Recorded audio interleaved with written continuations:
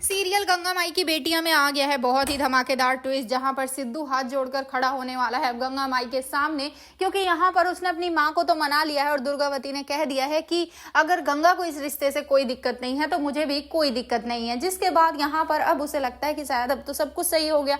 वो पहुंच जाता है स्नेहा से बात करने के लिए लाइब्रेरी, लेकिन वहां पर स्नेहा उसे डांट कर वहां से भगा देती है। जिसके बाद यहाँ पर अब जो सिद्धू होता है उसका दिल टूट जाता है, वो बहुत ही रोता है और साथ ही परेशान होता है, अपने दोस्तों से कहता है कि कहीं मेरा दिल टूट तो नहीं जाएगा ना, कहीं मुझे प्यार में धोखा तो नहीं मिलेगा। जिसके बाद वो इतना ज्यादा घबरा जाता है कि उसे समझ नहीं आता कि वो क्या करे।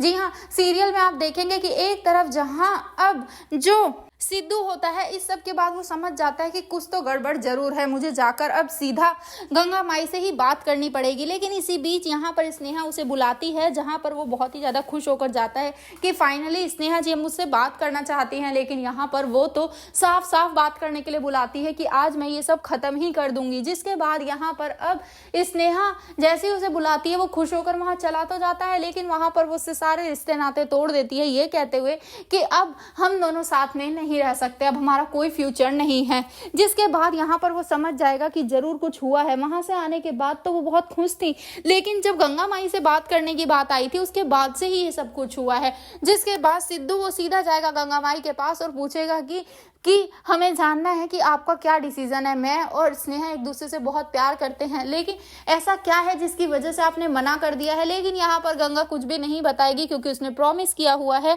अब दुर्गावती के साथ। तो भाई अब देखना काफी इंटरेस्टिंग होने वाला है, क्या यहाँ पर सब कुछ सही हो पाएगा स्नेहा और सिद्धू के बीच में, क्या गंगा माइन की शादी होने देगी। वेल, आप हैं कितना एक्साइटेड एनुअल ट्विस्ट के लिए हमें कमेंट बॉक्स में बताएं। ऐसी खबरों से जुड़े रहने के लिए हमारे चैनल को जरूर सब्सक्राइब कर लें।